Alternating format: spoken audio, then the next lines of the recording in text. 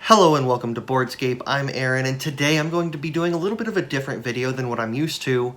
Today I want to give you a rundown of my Kickstarter backing process. Every week I'm giving you the new games that are out there, running through what I'm backing and why I'm backing them. But I want to give you a little bit of insight into my mind and how I determine what I am backing, because the truth of the matter is I'm only backing probably a quarter of the games that I wish I could, but between limited time, limited money, limited space to store games, I simply can't back everything. So there's going to be 10 things here, but before I get to that, there's maybe an 11th that I'm going to do first. But before that, if you haven't subscribed, if you find this video useful, go ahead and hit that subscribe button, hit that like button so you can get the updates as they come out. The first thing I want to go over before I get to my 10 count breakdown is the pledge manager and the $1 pledge, because the truth of the matter is that $1 pledge is my go-to. If I am interested in a game whatsoever, I am pledging $1. Because that $1 pledge is going to give me access to the pledge manager and allow me to do two things. First, it allows me to get over the hype. Because in the middle of just Kickstarter season, as a game is on there, it's too easy to give into the hype, seeing that 7, 8, 9, 10,000 people are backing this game. I want to be one of them. You see it on BGG. You see all these comments saying how anticipated people are for this game. The hype is real. That $1 pledge allows me to back off for a couple months and decide when that pledge manager comes out whether or not I actually want to back this game. It also allows me to determine what I want to back, because there's just so much out there. A lot of times Kickstarters are throwing new games or new content out in the last day or two, hoping and praying that you just go ahead and throw that into your cart, because why not? I mean, I'm already spending $200 on this game. Why not get the $40 add-on? It's just another $40, right? And they only give you a day or two to think about it. Well, if you back at $1, get that pledge manager access, then you have months to determine whether or not you actually want that $40 add-on, whether or not that's actually going to be something that you use. So 99% of the time, if I'm backing a game, I'm backing at $1. I mean, there are exceptions. And I want to run through just really fast a couple games that this has proven to be useful for. An exception for me would have been Zombicide, Undead or Alive, because I knew I wanted the base game. I know Zombicide. I knew that I didn't want any of the extra crap because I'm not going to use it. So I had the 100. I went ahead and just pledged for that. But a game like Super Fantasy Brawl. Super Fantasy Brawl Season 2 hits Kickstarter. I missed the first one. It's not really been something too much on my radar. But when it's on Kickstarter, at 165 maybe for everything, I want it. And I am ready to just throw my money at it. But I backed at $1, and that allowed me over the last 2 months to realize, okay, this is not a game that I actually think that I'm going to play. It only checks half of my boxes, and the ones that it does check, I think that there's other things that excite me more. On the flip side is Primal, where as soon as Primal hit Kickstarter, I was interested, but it priced me out. I was like, there's no way I'm spending $160 on this game. Well, now it's been a couple months. I've run it over more. I've been able to cool down from that. And I realize this is a game that's checking almost every single box that I want and has everything that I'm looking for in a game. I'm probably going to back the base game at 180, even more in the pledge manager than before. And then on the flip side, right in the middle of all of that, is a game like Mythic Battles Ragnarok. I was flip-flopping during that campaign on whether or not to go all in on Ragnarok or get the War of the Gods pledge and get Pantheon and Ragnarok base games and stretch goals. Now, it's not even been off that long, but I've already come to a conclusion on what I'm going to do based off of reviews, video reviews, comments, just over and over again. When it comes to Pantheon, I see people saying that the base game is more than enough, that they haven't even touched a lot of the extra content. And as I look through these 10 items that I'm going to run down, I realize, okay, this might not be a game that gets played as much as I wish it would, so I'm going to just go with one base game, and since I like Norse mythology more than Greek mythology, I'm going to get the base game of Pantheon. It saves, getting that pledge manager saved me money. Now, these 10 things that I run over,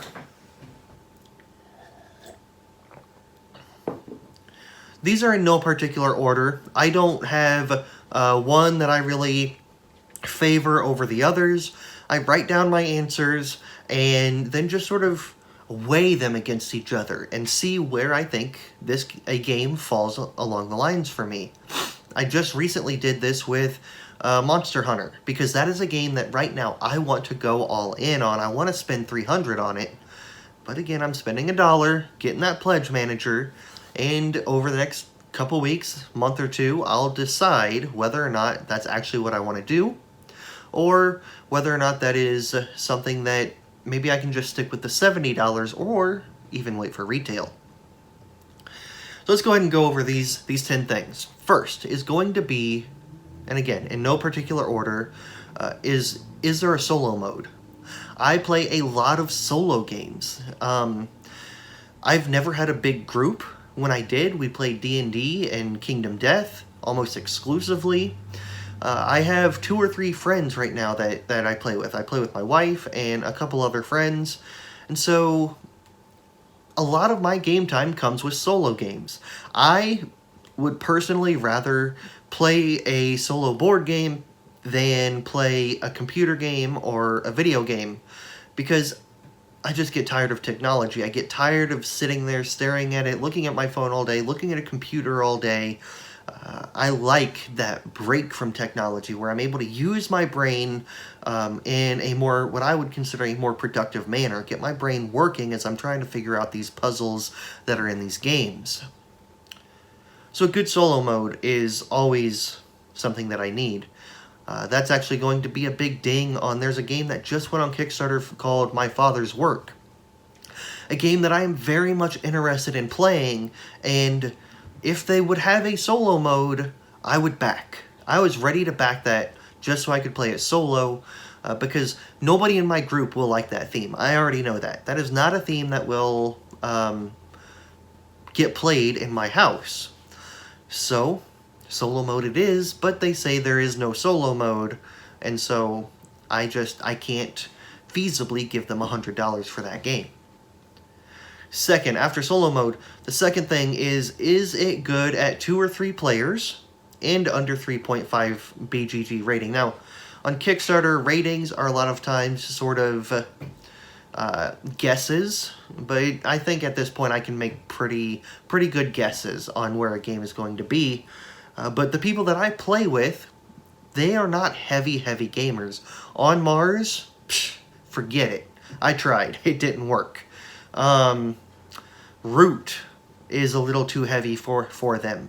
Now, there's nothing wrong with not liking heavy games. Like, my wife is one of these people. She can understand heavy games. She can sit down and, if she would sit there and listen, would be able to get it. Like, she's not dumb. These people aren't dumb. They just don't like listening to 45 minutes of rules explanation before playing a 2-hour game. So I try to, the ones that I purchase that I am not playing for solo, try to keep under about a 3.5, because that's where I've noticed almost the maximum end being. A terraforming Mars, a scythe, nothing heavier than that sort of stuff. And yeah, 2 or 3 player, that's usually what I'm playing at. If it's 4 players or more, I'm just not interested. The King's Dilemma, that looks like an amazing game that I'm not going to ever get, at least right now, because I just don't have the people to play it. So the third thing for me, is it app dependent? I have played 5 or 6 app dependent games at this point, and I'm not really a fan. Only one of them, Forgotten Waters, I actually enjoyed. I played through that solo and got rid of it.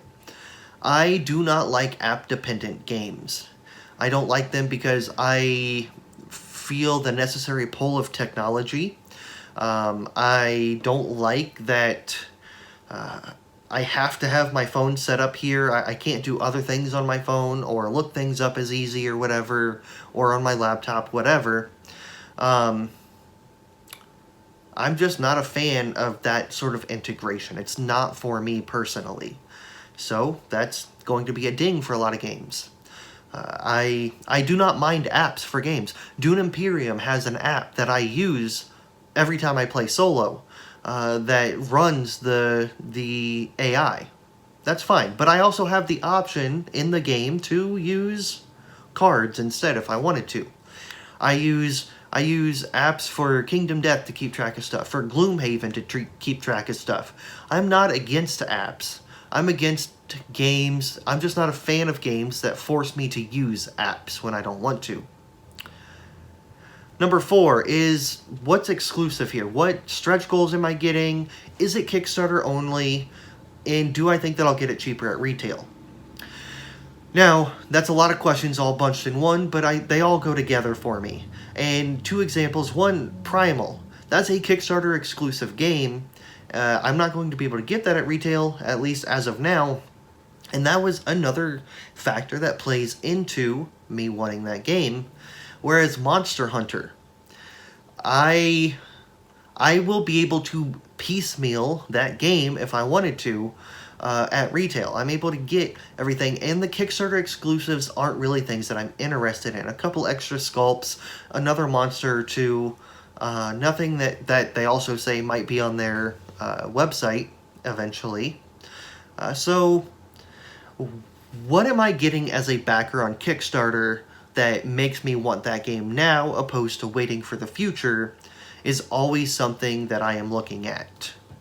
If I think a game is going to be cheaper at retail, if it's not really giving me too much extra in stretch goals, I'm almost never going to back it.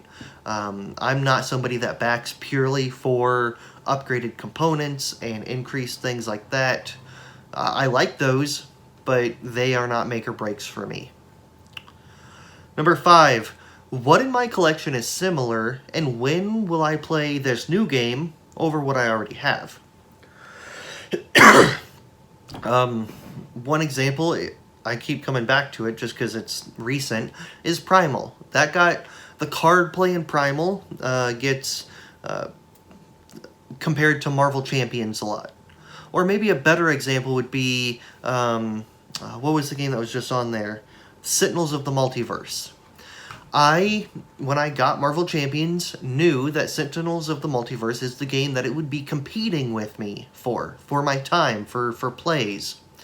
And I thought that I would like Marvel Champions better, and I did. I ended up getting rid of Sentinels of the Multiverse. But if I don't see myself playing this game over things that I already have, if I don't think that it's going to do something different enough from what I already have, then I'm not going to back a game. A lot of times that comes down to theme for me. I will like a theme better than another theme, even though games are similar. And there's a big difference between a space theme and a forest critters theme. So the being similar doesn't have to just mean mechanically, but also theme-wise. Number 6, would I be able to get my money back? I love watching Board Game Co. for that. Alex does an amazing job of informing people on where their money's going and whether or not it's a worthwhile investment. I worry about that a lot because if I don't like a game, I want to be able to get that money back. Planet Apocalypse. I thought I would love that game. I ended up hating it. I haven't pulled it out in months, and now the price that I paid compared to what it could go for now is not that great. So that's just one example. I want to be able, if I don't like a game, to get my money back. That's something that I'm looking at with Monster Hunter right now. I want Monster Hunter all in, like I said, but it's going to be at retail. Would I really be able to get that money back? I'm not sure at this point. Number 7 is, how long is a game? For me, personally, if it's over 2 hours for a solo game, I'm not interested. If it's over an hour and a half for a 2-3 player game, then I'm not really that interested. Over 2 hours for a game in general, not interested. Just because the people that I play with don't like games that are that long. And when I'm playing a solo game, I just don't have the time to really put into a game much more than 2 hours. Number 8, is a game campaign-based, and do I think I would actually finish it? You know how many campaign-based games I have that I play 2-3 scenarios and move on? There's quite a few. And it's not... I love the idea of campaign-based games, and this is something that I want to talk about in the future, but I just don't really... They're not really my thing. I want them to be my thing, but I'm more about experiencing new games than I am diving deep and playing 100 games of Gloomhaven. So, campaign-based games are very hit and miss for me. Number 9, if I walked into Miniature Market, I'm just a couple hours from the Miniature Market retail store. If I walked into Miniature Market and saw this on display for this price, would I buy it? Now, that also plays into the Kickstarter only stuff. Being Kickstarter only makes this a harder question. But for things like Monster Hunter, if I walked into Monster Hunter and saw it for $70 for just the Ancient Forest, would I get it? Probably. If I saw everything there for $300, would I get it? Maybe. So, just the idea, and it doesn't have to be Miniature Market, any of your game stores, if you walked in there and saw it and could pick it up right then and there for that price, outside of hype, would you? Would I? That often helps me get a little bit out of the hype and actually think about a game and see if it's one I would want to spend my money on if I was in the store opposed to other games. Number 10 for me, and the final one, is the breakdown cost. It's arbitrary. I picked 5 plays and 10 plays. I could do hours that I would spend on a game, 5 hours, 10 hours. It's a very arbitrary thing, but I like to see, okay, if I played this game 5 times, how much money was I spending for each play? If I played a game 10 times, how much was it? Monster Hunter World, just because it's on Kickstarter right now as I put this video up, $300 for the all-in. 5 plays would be, what, $60 a piece. Would I, if I only played that game 5 times, would it be worth $60 every time I played? No. I would need to play it a lot more than that. That'd be, to get it all the way down, flip those numbers, to get it all the way down to $5 a play, I'd have to play it 60 times. The 10 plays would be $30 a play. If I wanted to get that down to $10 a play, then that's 30 plays. I do that because it helps me get a better idea. I know that I only play games probably 5 to 10 times on average. And then maybe once or twice a year I'll pull a game out, but after 5 to 10 plays, I'm ready to move on. And so those numbers really help me determine whether or not a game is worth it. Because there's a big difference between spending $300 on a game and playing it 10 times, or paying $60 for Howler 2 and playing it 10 times. That's $6 a play opposed to $30 a play. So it's just trying to be frugal and financially feasible, realizing that it helps me keep big overinflated prices, $300, $400, $500 in perspective, is what it does. Because it's easy to say, $300, yeah, I'm going to play this, I'm going to play the heck out of this game. But after playing games for years, I know 5 to 10 plays, I move on, and so that helps bring me back out of that hype a little bit, help center me, and realize, okay, here's what you are actually spending on this game. So those are my 10 things that I do for Kickstarter. The pledge manager, all of that. Let me know what you do. What is your process for backing Kickstarter games? Do you have anything different? Do you have an actual formula? Or do you just back willy-nilly whatever you want? Leave comments below letting me know what you do, because that might influence what I do. It might give me some ideas that I can talk about in the future, that I can write down, and some things to think about when I back games as well. So thank you for joining me, and as always,